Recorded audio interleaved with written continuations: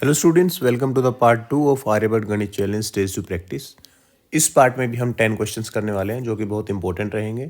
Start करने से पहले एक चीज़ बता दूं कि ये सारे क्वेश्चंस आपके स्टेज 2 क्वेश्चन पेपर के नहीं है। ये मैंने खुद से प्रिपेयर किए हैं सिलेबस के अकॉर्डिंग। सो ऐसे क्वेश्चंस आपको एग्जाम में देखने को मिल सकते हैं। So let's see our today's first question. In an auditorium 300 tickets were sold. The total sale of tickets was ₹1250 if the ticket were of two denominations of ₹2.5 and ₹5. How many of each denomination were sold?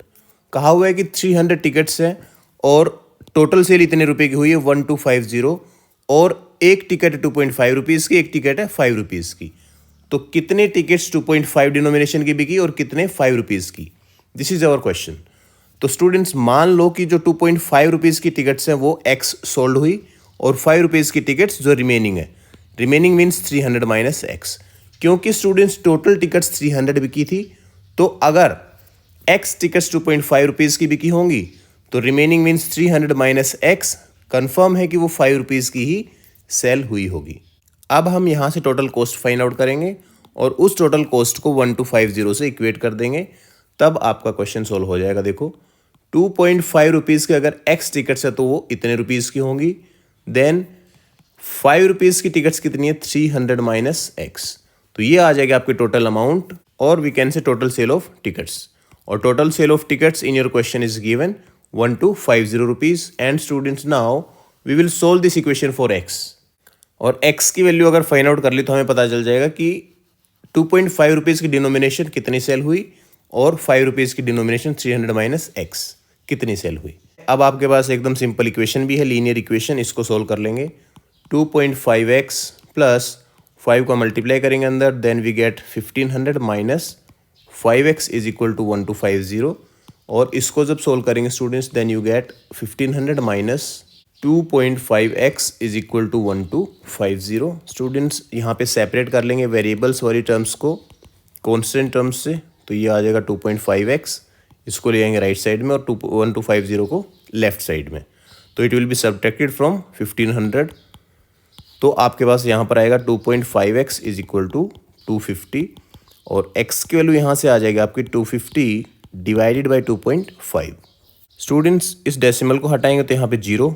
Now 25 1 सा 25, 25 1 सा 25 and 00। तो x की value यहाँ पर आ चुकी है हमारे पास 100। It means कि जो 2.5 रुपीज़ की डिनोमिनेशन है वो 100 सेल हुई और 5 रुपीज़ की डिनोमिनेशन कितनी बची होंगी, कितनी टिकट्स बची होंगी? 300 माइनस 100, 200।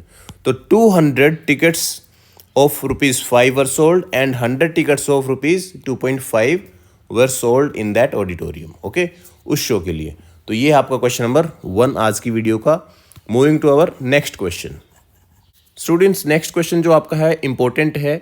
देखो क्या है, difference between CI and SI on a certain sum of money at 10% per annum for 2 years is ₹500.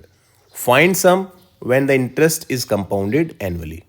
Students जो आपका ट्रेडिशनल मेथड है CI और SI फाइंड आउट करने का, उससे हम ये क्वेश्चन नहीं करेंगे, उससे आप खुद भी कर सकते हो। यहाँ पे मैं आपको बताने वाला हूँ शॉर्ट ट्रिक, जो कि आप हमेशा यूज़ कर सकते हो अपने कॉम्पिटिटिव एग्जाम्स में।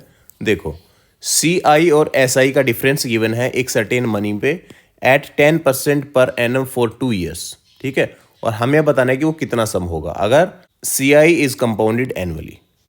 मैंने लास्ट पार्ट में बताया था कि ऐसा क्वेश्चन हम सपोज करके करेंगे। तो सपोज वो मनी है, अमाउंट है 100 रुपीज़। अब 100 रुपीज़ पे SI कितना होगा, CI कितना होगा, फर्स्ट ईयर और सेकेंड ईयर दोनों का। और फिर जो इसमें डिफरेंस आएगा उसको हम इक्वेट कर देंगे 500 से। तो आपका क्वेश्चन ईजिली हो जाएगा।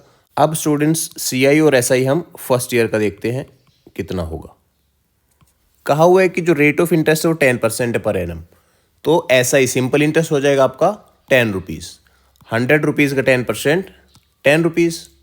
And students CI for first year is also equal to 10 rupees, क्योंकि आपको बात पता होना चाहिए कि SI और CI एक साल के लिए सेम रहेगा अगर CI इज कंपाउंडेड एनुअली। अब स्टूडेंट्स 100 रुपीज़ पे ही सेकेंड ईयर का कितना SI और CI होगा देखते हैं।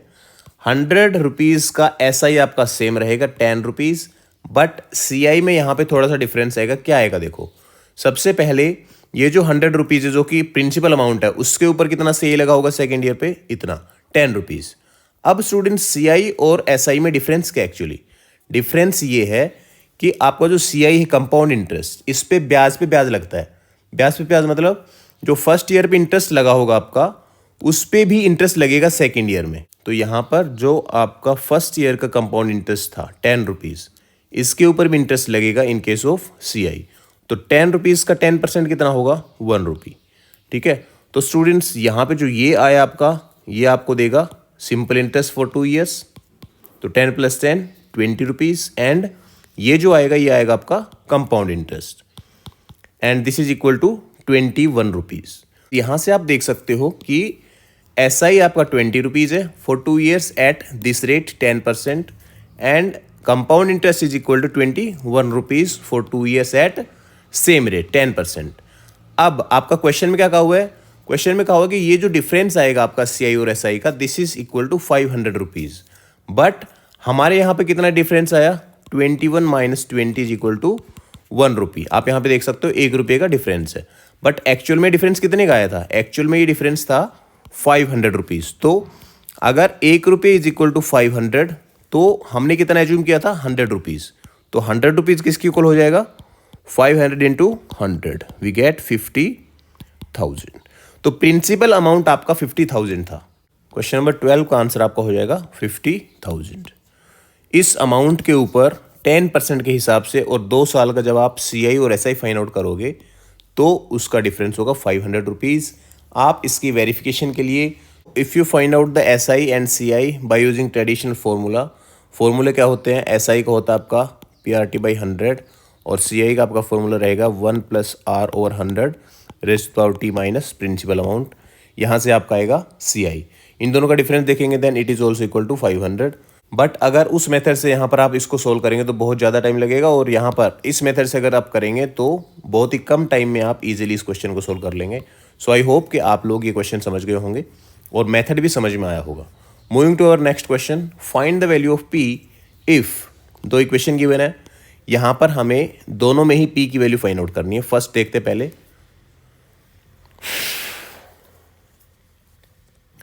फर्स्ट में स्टूडेंट्स गिवन है ABP is equal to 3a + b² - 3a - b whole raised to power 2। So students ये आपकी आइडेंटिटीज बनेंगी a + b whole raised to power 2 and a - b whole raised to power 2। इसको हम open करेंगे by using same formula. Formula क्या है? a² + b² + 2ab। 2a यहाँ पर है 3a और b क्या है? b। अब सिमिलरली यहाँ पर जो आपका सेकंड टर्म है इसको भी हम ऐसे एक्सपेंड करेंगे। सो a² + b² - 2ab। अब जब आप इसको ओपन करेंगे ब्रैकेट को तो आपके पास क्या आएगा देखते हैं। 9a² + b² + 6ab माइनस, जब माइनस साइन अंदर आएगा और ब्रैकेट हटेगा तो सभी टर्म्स के साइन चेंज हो जाएंगे। तो +9a² है, it will convert into minus, +b² की जगह -b², और ये ऑलरेडी माइनस था तो यहाँ पर आ जाएगा +6ab। अब आपको पता है कि जो अपोजिट साइन के सेम टर्म्स रहेंगे वो कैंसिल आउट हो जाएंगी। तो रिमेनिंग टर्म्स आपके 6ab + 6ab both are like terms, so add होके आपका आ जाएगा 12ab। और लेफ्ट साइड में आपका चल रहा है ABP। यहाँ पर हमें p की वैल्यू फाइंड आउट करनी है। तो जो p के अलावा जो लेफ्ट साइड में AB आपको दिख रहा है, transpose this AB to right hand side, so it will divide 12ab। AB से AB कैंसिल आउट होने के बाद you will get p is equal to 12. So this is your answer of first part. इसका answer आ जाएगा 12. Moving to our second part. Second part में यहाँ पर कहा हुआ है आपको 8p is equal to 59² - 51²। Again यहाँ पर आपका a² - b² वाली आइडेंटिटी बनेगी and this is equal to a - b into a + b। इसको एक्सपेंड करेंगे तो आपके पास ये आएगा 8p is equal to a - b, 59 - 51 in bracket 59 + 51। अब इसको सोल्व कर लेंगे तो 59 - 51 gives us 8 and 59 + 1 60, 60 + 50 110। So 8p is equal to this. So p की वैल्यू यहाँ जब फाइंड आउट करेंगे आप देन 8 × 110 डिवाइडेड बाई 8 से 8 कैंसिल आउट एंड p की वैल्यू आ जाएगी आपकी 110। So this is your second part answer.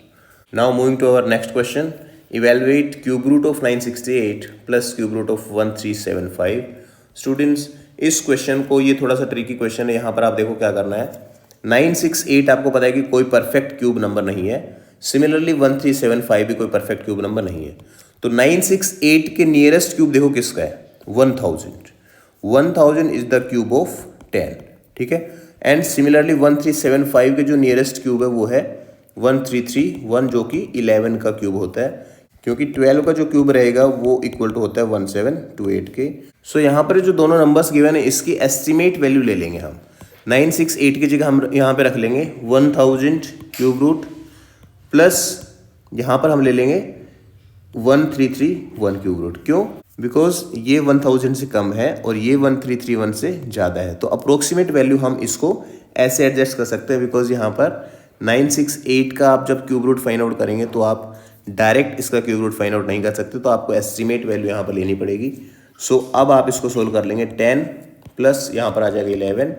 So this is approximately equal to 21। 11 plus 10 is equal to 21। This is the shortest method for finding out the answer of this question. Otherwise आप long division method से इसका cube root भी find out कर सकते हो, but वो बहुत ही time taking method आपका रहेगा। सो ऐसे आप ऐसे क्वेश्चंस को सोल्व कर सकते हैं जिसमें डायरेक्ट क्यूब रूट नहीं गिवन हो, cube number, perfect cube number नहीं गिवन हो, ठीक है। Now moving to our 15th question. Find the largest number that will divide 398, 436 and 542, leaving remainders 7, 11 and 15 respectively. Students, number system का important question है। ऐसा question आपके exam में आने के पूरे चांसेस हैं। आप कैसे सोल्व करते हैं इसमें देखो, लार्जेस्ट नंबर गिवन है तो आपको एक बात समझ में आनी चाहिए कि यहाँ पे हमें इनका HCF फाइंड आउट करना है इन नंबर्स का, ठीक है। अब HCF अगर फाइंड आउट करना है तो क्या डायरेक्ट इन नंबर्स का फाइंड आउट करना है या फिर इसमें से कुछ सब्ट्रैक्ट करना है। क्वेश्चन को समझो आप कि कहा हुआ है कि इन नंबर्स को जब हम किसी नंबर से डिवाइड करेंगे, मतलब वो नंबर हमें फाइंड आउट करना है लार्जेस्ट नंबर, कि जब हम इन नंबर से डिवाइड करें तो ये रिमाइंडर आए रिस्पेक्टिवली। 398 को उस नंबर से डिवाइड करें तो 7 रिमाइंडर आए, 436 को डिवाइड करें उस नंबर से तो 11 रिमाइंडर आए, एंड 542 को अगर डिवाइड करें सेम नंबर से तो 15 रिमाइंडर आए। तो इसके लिए हम क्या करेंगे कि इन तीनों नंबर्स में से यहाँ पर जो गिवन है 398, 436 एंड 542, इनमें से ये माइनस कर दो आप तीनों नंबर्स में से। पहले नंबर में से 7, दूसरे में से 11, तीसरे में से 15, और फिर जो आएगा उसका HCF फाइंड आउट कर लेंगे, एंड वही आपका रहेगा लार्जेस्ट नंबर जो इस कंडीशन को फुलफिल करेगा। तो यहाँ पर -7 करने के बाद 391, यहाँ पर 425 एंड ये आएगा आपका 527। तो ये तीनों नंबर्स आए हैं आपके जिसका हमें HCF फाइंड आउट करना है। अब इसका HCF कैसे फाइंड आउट करेंगे?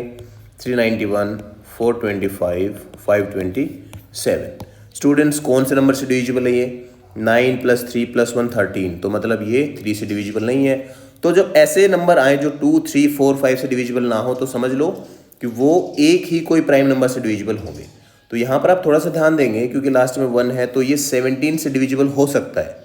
तो करके देखेंगे एक बार। 17 2 जार 34, रिमाइंडर इज 5, यस 17 3 जार 51, 391 इज डिविजिबल बाय 23। अब हम नेक्स्ट नंबर के लिए देखेंगे कि क्या ये 17 से डिविजिबल है। सो 17 2 जार 34, रिमाइंडर इज 8, देन 17 5 जार 85। यहाँ भी स्टूडेंट 17 3 जार 51 एंड 17 1 जार 17। अब क्या ये नंबर किसी और नंबर से डिविजिबल होंगे? No, because out of this 3 numbers 2 are prime numbers, तो इनका कोई भी कॉमन फैक्टर नहीं होगा। तो आप देख सकते हो कि ओनली फैक्टर, मतलब highest common factor of this 3 number is 17। तो हाईएस्ट कॉमन फैक्टर मैंने आपको कहा था कि इसका आंसर होगा, तो इसका आंसर आपका हो जाएगा 17। आप क्रॉस वेरिफिकेशन के लिए इसको डिवाइड करके भी देख सकते हो कि 17 को जब इन नंबर से डिवाइड करेंगे 398 और इनमें से, तो क्या रिमाइंडर रिस्पेक्टिवली ये आएंगे कि नहीं? यही आएंगे, आप करके देख लेना। अब हम चलते हैं नेक्स्ट क्वेश्चन पे, question number 16। 1 dozen notebooks quoted at 125 are available at 20% discount. How many notebooks can be bought for 75 rupees? So it is given that 1 dozen notebooks means 12 notebooks quoted at 125 rupees. It means this is your MRP. Marked price है ये 125 and 20% discount है। अब हमें बताना है कि 75 rupees में कितने नोटबुक्स हम परचेज कर सकते हैं।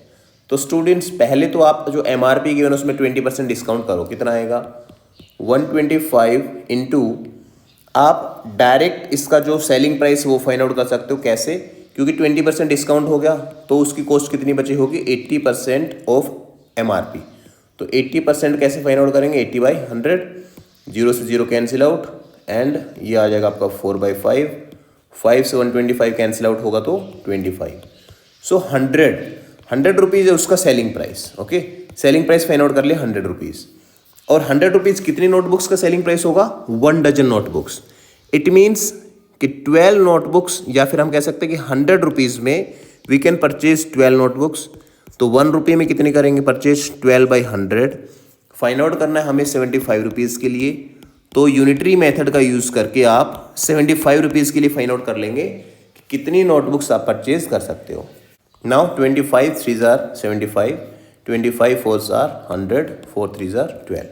तो यहाँ पर स्टूडेंट 75 रुपीज़ में जो नोटबुक्स परचेज कर सकेंगे वो होगा 3 × 3 9, option A. 9 notebooks can be purchase in 75 rupees. This is your 16th question. Moving to our 17th question. A is thrice as efficient as B. A takes 24 days less than B to complete a work. Students बहुत ज़्यादा important question है ये work और time का थोड़ा सा tough question मैंने यहाँ पे ले लिया है। तो इससे पहले हम एक सिंपल सा क्वेश्चन करेंगे जिससे कि आपको ये कॉन्सेप्ट थोड़ा क्लियर हो जाए। आपको ये क्वेश्चन मैं ट्रेडिशनल मेथड से नहीं बताऊंगा, मैं आपको शॉर्ट ट्रिक से बताऊंगा कि कैसे आप इन टाइप के क्वेश्चंस को, इस टाइप के क्वेश्चंस को सॉल्व कर सकते हो। देखो यहाँ पर ये क्वेश्चन पढ़ो एक बार आप। A can do a work in 8 days। A को यहाँ पर पर्सन के लिए यूज हुआ है। And B alone can do the same work in 10 days। In how many days they will finish the work if they work together. तो students कोई A यहाँ पर आदमी है, वो उस काम को कंप्लीट करता है 8 days में। B है, सेम वर्क को कंप्लीट करता है 10 days में। अब बताना है कि दोनों मिलके कितने दिन का टाइम लेंगे। तो ऐसे क्वेश्चंस को सॉल्व करने का मेथड देखो ऐसे है। जो भी आपको गिवन रहेगा उसको ऐसे लिख लेंगे। अब इन दोनों नंबर्स का आप एलसीएम ले लो। इन दोनों नंबर्स का एलसीएम लेंगे 8 और 10 का, तो 80। या फिर आप एलसीएम नहीं तो आप एक ऐसा नंबर लो जो इन दोनों नंबर्स से डिविजिबल हो। ठीक है, तो 80 हमने यहाँ पर ले लिया। अब यहाँ पर हम लिखेंगे 80 को डिवाइड करो 8 से। 80 को डिवाइड करेंगे 8 से तो कितना आएगा? 10। यहाँ पर भी 80 को डिवाइड करेंगे 10 से तो ये आ जाएगा 8। यहाँ पर जो ये आया ना, ये है उनकी एफिशिएंसी, मतलब एक दिन में वो कितना काम कंप्लीट करते हैं। और यहाँ पर जो ये आया ये 80, this is your total work. और स्टूडेंट्स यहाँ पर आपका जो 10 आया है, 10 का मतलब है कि जो A है वो एक दिन में 10 पार्ट कंप्लीट करता है आउट ऑफ 80। और B यहाँ पर आया 8, इसका क्या मतलब होगा कि B जो है एक दिन का काम उसका 8, और जब टोटल 80 होगा तब। तो अब यहाँ पर स्टूडेंट्स 80 है आपका टोटल वर्क, 80 आपका है टोटल वर्क, और दोनों एक दिन में कितना कंप्लीट करेंगे? 10 A करेगा, 8 B करेगा, दोनों एक दिन में कंप्लीट करेंगे 18। तो 80 वर्क कितने दिन में कंप्लीट हो जाएगा? 80/18। इसको जब सोल्व करेंगे थोड़ा तो आएगा 40/9 डेज। इतना टाइम लगेगा उन दोनों को उस काम को कंप्लीट करने में। ठीक है, सो this is the shortest method for finding out, for solving this type of questions based on work and time. अगर एक बार में आपको ये कॉन्सेप्ट समझ में नहीं आया तो आप इसको रिवाइंड करके देखेंगे तो आपको ये कॉन्सेप्ट समझ में आ जाएगा। अब हम चलते हैं जो हमारा क्वेश्चन पेपर में क्वेश्चन है उस पर। देखो यहाँ पर क्या कहा हुआ है, A is thrice as efficient as B। क्या मतलब है कि अगर B कोई काम को 3 दिन में कंप्लीट करता है तो A उसी काम को एक दिन में ही कंप्लीट कर लेगा। ठीक है, now A takes 24 days less than B to complete a work. If they work together in how many days will the work be completed. कहा हुआ है कि A is thrice as efficient as B। तो यहाँ पर individual हमें नहीं given है कि A उस काम को कितने दिन में कंप्लीट करेगा, B उस काम को कितने दिन में कंप्लीट करेगा। What is given? A is thrice as efficient as B, कि B जितना काम करता है उससे 3 गुना काम करेगा A इसका 3 टाइम्स ज़्यादा एफिशिएंट है। तो स्टूडेंट्स अगर ज़्यादा एफिशिएंट A है तो वो कम टाइम लेगा, है ना, ये इन्वर्सली प्रोपोर्शनल आपका होता है। तो यहाँ पर मान लो कि कोई काम को कंप्लीट करने में B का टाइम ले रहा है 3x। सो A कितना टाइम लेगा? A टाइम लेगा आपका x। तो अभी मैंने आपको बताया था कि ऐसे क्वेश्चंस को कैसे सोल्व करेंगे। अब हमें पता चल गया कि A और B कितना टाइम ले रहे हैं। A टाइम लेगा आपका x डेज, B आपका टाइम ले रहा है 3x डेज, क्योंकि एफिशिएंसी वहाँ पर उनकी गिवन है। अब टोटल वर्क कितना होगा? टोटल वर्क होगा स्टूडेंट्स इनका LCM। LCM मीन्स 3x, ऐसा नंबर जिससे दोनों डिविजिबल हो। तो यहाँ पर आ जाएगा 3x। अब 3x divided by x we get 3 and यहाँ पर आ जाएगा 3x डिवाइडेड बाई 3x मतलब 1। और ये क्या है स्टूडेंट्स, यहाँ पर ये आया है कि एक दिन में वो कितना काम कंप्लीट करते हैं। तो students A completes 3 part in 1 day whereas B completes only 1 part in 1 day. तो टोटल वर्क है, ये मैंने बताया था कि ये जो एलसीएम आता है this is your total work to be completed. तो इस वर्क को वो दोनों मिलकर इतने दिन में कंप्लीट करेंगे 3x/4। बट यहाँ पर तो x आया आपका न्यूमरेटर में, तो आप डायरेक्ट डेज फाइंड आउट नहीं कर सकते। तो इस x की वैल्यू पहले फाइंड आउट करनी होगी हमें। x की वैल्यू कहाँ से फाइंड आउट करेंगे, यहाँ से फाइंड आउट करेंगे। देखो हमें पता है कि x डेज ये लगा रहा है, 3x डेज ये लगा रहा है, और एक और सेंटेंस में गिवन है यहाँ पर क्वेश्चन में कि A takes 24 days less than B। मतलब ये जो डिफरेंस आएगा इनका 3x और x का, this is equal to 24। So 3x minus x is equal to 24। So 2x is equal to 24 and x is equal to 12। और x की value अगर 12 आई स्टूडेंट्स, तो आप यहाँ पर इसमें पुट करेंगे 3 into 12 divided by 4 and 4 3 is 12, so 3 into 3 9. So students they will complete that work in 9 days when they work together. In how many days will the work be completed? अगर दोनों साथ काम करते हैं तो वो 9 days में उस वर्क को कंप्लीट कर लेंगे। This is your 17th question and very important for your AGC stage 2 as well as other competitive exams. ऐसा question work and time based compulsorily हर एक कॉम्पिटिटिव एग्जाम में आता है। अब हम चलते हैं हमारे नेक्स्ट क्वेश्चन पे। If the adjacent sides of a rectangle whose perimeter is 60 centimetre are in the ratio 3:2 then what will be the area of rectangle. आपके पास मान लो ये कोई रेक्टेंगल है, इस रेक्टेंगल में इसकी साइड्स गिवन है 3:2 में, तो मान लो 3x एंड 2x इस रेक्टेंगल की साइड्स, एंड पेरीमीटर इसकी गिवन है 60 centimetre. Then what will be the area of rectangle. अब हमें एरिया कैसे फाइंड आउट करना होता है, इसका लेंथ इंटू ब्रेड्थ आपका यूज़ करेंगे फॉर्मूला, तो इजीली आप इसका एरिया फाइंड आउट कर लेंगे। इट मीन्स कि हमें x की वैल्यू यहाँ से फाइंड आउट करनी होगी। और x की वैल्यू कैसे फाइंड आउट करेंगे स्टूडेंट्स, वी नो कि एक रेक्टेंगल की जो पेरीमीटर होगी उसका फॉर्मूला ये होता है 2 into length plus breadth is equal to 60 centimetre, जो कि गिवन है पेरीमीटर आपकी। So 5x into 2 10x is equal to 60 and students x की वैल्यू यहाँ से आ गया आपकी 6।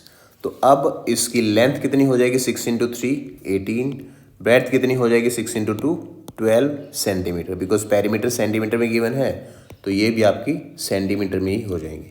तो लेंथ भी आ चुकी है आपके पास और ब्रेड्थ भी आ चुकी है। तो अब आप इसका एरिया फाइंड आउट कर लेंगे 18 इंटू 12, 12 8 जार 96, 9 12 प्लस 9 21, तो 216 square centimetre is the correct answer, option B. Moving to our next question, important question students, ये भी very important. The smallest among the numbers 2⁻²50, 3⁻150, 5⁻100, 4⁻200 is. तो आपने ऐसे क्वेश्चंस किए हैं क्लास 7 में कि एक्सपोनेंशियल फॉर्म के नंबर हैं उनको कंपेयर करना सीखा है आपने। कैसे करेंगे, देखो ये क्वेश्चन यहाँ पर स्टूडेंट जो पावर्स गिवन है उनका आप देखो कि HCF क्या होगा। HCF यहाँ पर मतलब हाईएस्ट कॉमन फैक्टर इसमें क्या होगा, तो सभी में आप अगर देखेंगे तो 50 is the HCF of this 4 numbers. तो स्टूडेंट्स हम इन सारे नंबर्स को ऐसी एक्सपोनेंशियल फॉर्म में कन्वर्ट करेंगे कि उनकी जो पावर बचे वो 50 हो। ठीक है, देखो कैसे कन्वर्ट करेंगे।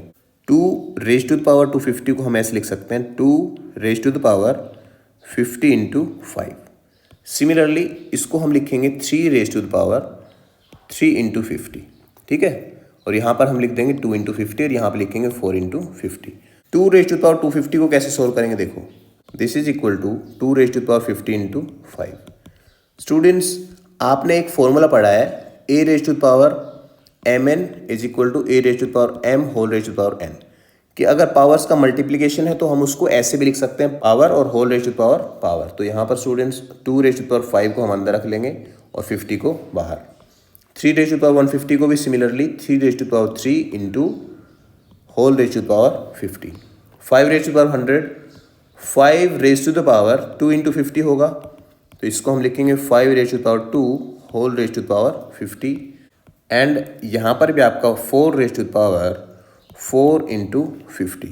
स्टूडेंट्स ध्यान रखेंगे कि ये बेस पे डिपेंड नहीं कर रहा है कि हम यहाँ पर कौन से दो नंबर्स का मल्टीप्लिकेशन लिख रहे हैं, ये डिपेंड कर रहा है कि ये नंबर को जो 50 से डिवाइड करेंगे तो कितना आएगा 4। तो हमें पता चलेगा कि 200 को हम लिख सकते हैं 4 इंटू 50, और 50 पावर क्योंकि हमें बाहर चाहिए तो 4 वाली जो पावर है आपकी उसको अंदर रख लेंगे। अब इसको और फर्दर सोल्व करेंगे तो 2 raise to power 5 gives us 35। So 35 raise to power 50, यहाँ पर आपका आएगा 25 रेज़ टू पावर 50। अच्छा ये नंबर और है तो 3 raise to power 3 27 raise to power 50 और 4 raise to power 4 16 64 216 raise to power 50। Now students you can see power of all the numbers is same, तो वो नंबर बड़ा होगा जिसका बेस सबसे ज़्यादा बड़ा होगा और वो नंबर स्मॉलेस्ट होगा जिसका बेस स्मॉलेस्ट होगा। इन चारों में से बेस इसका स्मॉलेस्ट है 25 raise to power 50। It means 5 raise to power 100 is the smallest number between these given numbers. So this is your question number 19th. Now moving to our last question of our today's video. The average weight of 8 persons increases by 2.5 kg when a new person comes in place of one of them weighing 65 kg. The weight of new person is. यहाँ भी students मैं आपको traditional methods नहीं बताऊंगा, short trick यहाँ पे बता रहा हूँ आपको, क्योंकि average weight of 8 persons increase हो रहा है कितना 2.5 kg। कब? जब एक 65 kg के बंदे की जगह पे एक नया पर्सन उसमें ऐड हो रहा है। ठीक है, तो हम यहाँ पे कह सकते हैं कि जो 65 kg का रिमूव हुआ है बंदा या हटा है, उसकी जगह पे जो आया होगा उसका वेट 65 से ज़्यादा होगा। और कितना ज़्यादा होगा? इतना ज़्यादा होगा कि 8 पर्सनस का weight on an average 2.5 kg increase हो गया। तो स्टूडेंट्स एवरेज वेट 2.5 इंक्रीज हुआ है, इसका मतलब एक पर्सन का 2.5 इंक्रीज हुआ, तो 8 के अकॉर्डिंग कितना हो जाएगा 8 इंटू 2.5, ये आएगा आपका 25 8 जार 200, तो 20.0 kg। 20 kg वेट इंक्रीज हुआ जब 65 kg के पर्सन की जगह पे कोई नया पर्सन यहाँ पे ऐड होता है। इट मीन्स कि जो पहले वहाँ पर बंदा था, पहले जो पर्सन था उससे 20 kg वेट ज़्यादा होगा ये जो नया पर्सन है, नया मेंबर है इसका। तो 65 पहले था, 20 ज़्यादा होने के बाद उसका कितना हो जाएगा 65 प्लस 20 85 kg। आप इसको डायरेक्ट ऐसे फाइंड आउट कर सकते हो कि 65 प्लस 8 इंटू 2.5, तो 65 प्लस 20। अब मैं एक और क्वेश्चन यहाँ पे आपको बता देता हूँ कि अगर यहाँ पे ये कहा होता है कि डिक्रीजेस बाई 2.5 kg, तो डिक्रीज हुआ इसका मतलब क्या है कि ये जो नया बंदा ऐड हुआ है, नया मेंबर ऐड हुआ है, इसका वेट 65 kg से कम होगा। और कितना कम होगा? इतना कम होगा कि 8 पर्सन्स का वेट 2.5 kg डिक्रीज हो गया। इट मीन्स कि जो नया मेंबर का वेट होता वो कितना होता 65 इंटू 8 इंटू 2.5, तो 65 माइनस 20, तो यहाँ पे आ जाता है आपका 45 kg। ठीक है, तो वो क्वेश्चन की लैंग्वेज पे डिपेंड करता है कि आपको प्लस करना है कि माइनस करना है। मैंने स्टार्टिंग में भी आपको बताया था पिछले पार्ट में भी कि आपको क्वेश्चन को समझना है, क्योंकि ये सारे क्वेश्चंस क्या हैं, आपके रियल लाइफ बेस्ड क्वेश्चंस भी हैं और लॉजिकल क्वेश्चंस हैं। ठीक है, तो समझना बहुत ही ज़्यादा जरूरी है। सो स्टूडेंट्स, आज की वीडियो के हमारे 10 क्वेश्चंस यहीं पे कंप्लीट होते हैं एंड आई होप कि आपको सारे क्वेश्चंस बहुत अच्छे लगे होंगे। And students, I am sure that these questions are going to help you in ages stage 2 as well as in your future examinations.